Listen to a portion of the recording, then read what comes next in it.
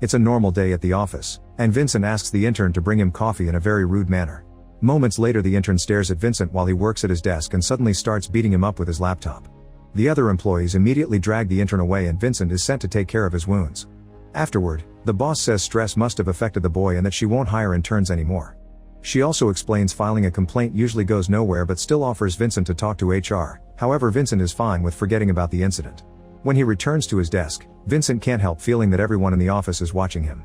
In the evening, Vincent goes home and spends some time looking for a potential girlfriend on a dating app. He also takes a picture of his injury and uploads it to social media with a cheap quote to get lots of sympathetic comments. The next day at the office, Vincent is working at his desk when suddenly a coworker grabs his hand and starts stabbing his arm with a pen. Once again the others must pull them apart and Vincent immediately runs away, causing the attacker to regain clarity. Later, after Vincent was given an arm sling by a doctor, both he and the attacker go to HR to discuss the incident, bringing a video a coworker recorded with their phone. The attacker says he wasn't in his normal state and swears he can't remember anything before he starts crying. The HR manager blames it on stress and too much workload and Vincent doesn't want to fill a complaint, so the meeting ends with the attacker and Vincent shaking hands. Afterward, another boss asks Vincent to work remotely since obviously something about him is unnerving people.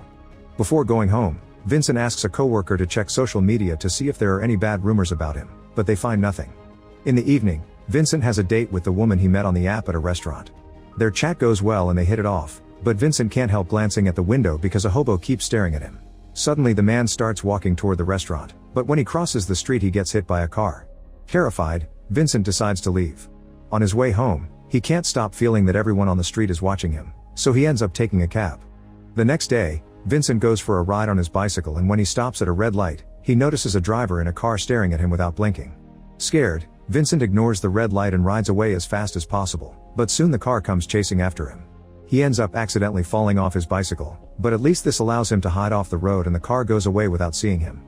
When he returns home, Vincent searches the internet for news related to mysterious cases of violence and finds many examples of people suddenly dissociating and attacking whoever is around them.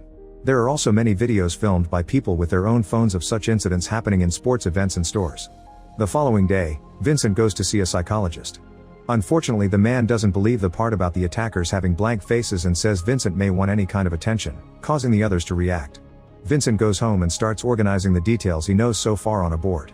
The attacks start with eye contact, so he needs to know how they stop. He goes to the balcony and says hello to the neighbor, who at first returns the greeting with good manners. However, after some staring, his face goes blank and he throws things at Vincent, who immediately hides.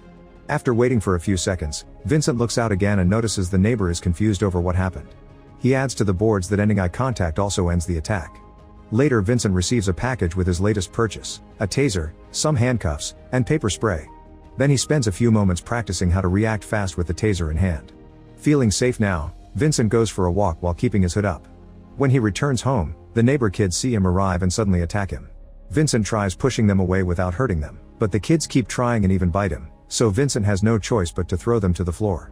At that moment he's seen by the mother who immediately calls him an abuser, but at least she stops the attack and Vincent can run to hide in the apartment. Soon all the other neighbors are gathering outside the door and they don't believe him when he says the kids attacked first.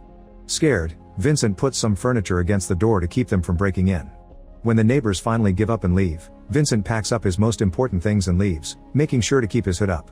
He takes a cab to his childhood home, where he learns that his father Jean-Pierre is living with a new girlfriend. Vincent borrows his dad's car and the keys to the family's country house, but when he asks to spend the night, Jean-Pierre informs him his childhood room is going through renovations.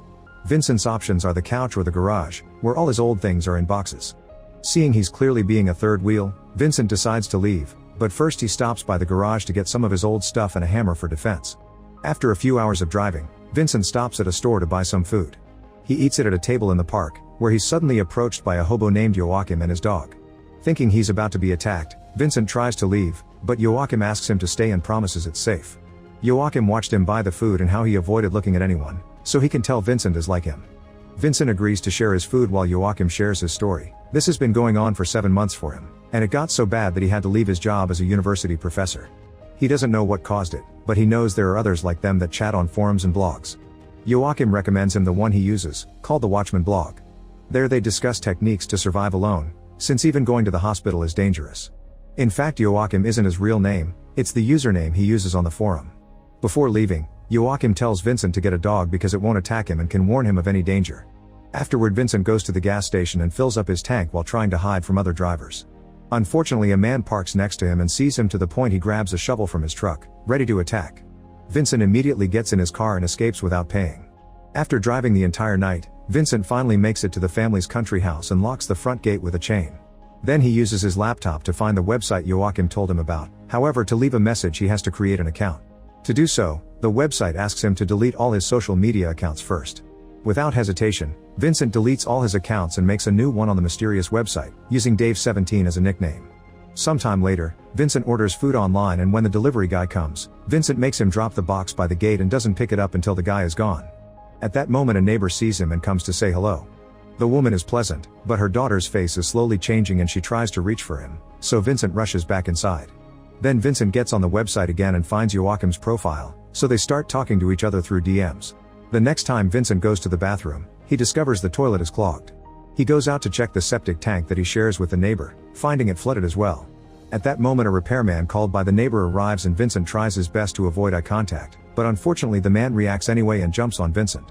The men start fighting, and after lots of struggle, the attacker throws Vincent on the pile of poo to beat him up. Vincent quickly makes the man fall too, and they roll on the poo until the guy starts choking Vincent, who manages to find a rock and uses it to hit the man's head until he's dead. Then Vincent quickly washes off the worst of the dong and drives away with the body in the trunk of his car. Once he's far enough, he opens the trunk and discovers the man is still alive. Vincent wonders if he should spare him, but the man attacks again, so Vincent furiously finishes him off with a hammer. After throwing away the body, he returns home and takes a thorough shower. He finds some cuts in his body, so he stitches those too. The following day, Vincent goes to the dog pound to choose a pet. All the dogs are barking except for a good boy who smiles at him, so Vincent adopts him and calls him Sultan. They go to the beach and play some games together, but soon a family arrives and starts walking toward Vincent. Sultan immediately barks to warn him and they run away together. At home, Vincent takes a picture with Sultan and the taser and sends it to Joachim. One evening, he drives to a fast food restaurant and makes an order on his phone, asking them to bring it out because he's disabled. Margot is the one who brings his order and realizes the raw meat is for Sultan, so she calls Vincent sweet. When she asks what's Vincent's disability, he confesses he lied, but Margot doesn't mind because she likes having an excuse to catch a break from the clients inside. Later at home, he looks for Margot's profile on social media and a crush starts to grow. The next day, Vincent starts exercising and watching self-defense videos. When he hears his neighbor speaking loudly outside, he looks through the window and finds the mother scolding her daughter for getting violent. Soon the people in the forums start talking about barricading their houses or even escaping to the mountains. For now, Vincent chooses to cover up all his windows. He also asks Joachim if he ever met someone, so Joachim confesses he's married and he had to leave his wife. He misses her a lot but always fights the urge to go see her. In the evening, Vincent goes out in his car and finds the road blocked by the cops. He does his best to avoid eye contact while an officer explains the situation and tells him to take a different road. Luckily, Vincent manages to drive away without trouble. Afterward, he goes to the fast food restaurant and Margot brings out the food for him again. At that moment, two bikers arrive at the restaurant, so a scared Margot gets in Vincent's car and asks him to drive away. To thank Vincent for the favor, Margot tells him to stop by a bar so she can buy him a beer. She brings out 2 pints and while they drink together, the bikers show up and ask Margot for the money she owes them. When they see Vincent, one of the guys goes blank and Sultan starts barking, so Vincent uses the taser to knock him out. Then the other thug tries to punch Vincent, but he hits him first and rushes to get in the car with Margot to escape. Suddenly Sultan starts growling and Margot jumps on Vincent to attack him. Vincent tries his best to push her away while still driving in a rather clumsy way, and after a few hits he manages to knock Margot out just in time to avoid crashing. Moments later, Margot wakes up in a room at Vincent's house and finds the door locked. Outside the room, Vincent asks her to close her eyes, then he guides her out and takes her to his car, where he handcuffs her. Eventually they make it to a supermarket and Vincent gets out of the car to approach a man nearby, but the guy is weirded out and goes away in his own vehicle. Then Vincent gets inside the supermarket and Margot is surprised to hear Sultan growling. At that moment Vincent runs out while dozens of people are chasing him and throwing things at him. He manages to get in the car before getting caught, but the crowd surrounds the vehicle and even breaks a window. Vincent makes them move by starting the car and the group gets to escape safely. Margot finally understands what happened to her last night and believes his story. Moments later they arrive at Margot's home, which turns out to be a boat. They share some drinks and food, and after chatting for a while, they end up kissing. Things quickly escalate and they decide to do the naughty, which is kinda awkward and uncomfortable because they keep handcuffing one of Margot's hands to various surfaces in case of another attack. By the time they're done, night has fallen and Margot is craving a smoke. Vincent goes out to get them from his car and receives a call from Joachim, who announces he's cured. He doesn't know how or why, but nobody attacks him anymore. Joachim wishes Vincent good luck and hangs up before going to finally see his wife again. Afterward, Vincent and Margot share some joints and fall asleep together. In the middle of the night, Vincent wakes up when he hears Sultan growl and finds Margot attacking him, so he hits her to knock her down and runs outside. Minutes later, Margot calls him back, but she doesn't blame him for defending himself. While Vincent takes care of the wound he gave her, Margot wonders if they can make their relationship work. Suddenly Sultan starts barking and they hear a voice, which Margot recognizes as the owner of a neighboring boat. Soon more and more voices can be heard yelling in the distance, so the group decides to leave. They drive back to town and are shocked to find a fire that has taken over a house and its surroundings. When they take a closer look, they're horrified to find a body that Vincent recognizes as his neighbor.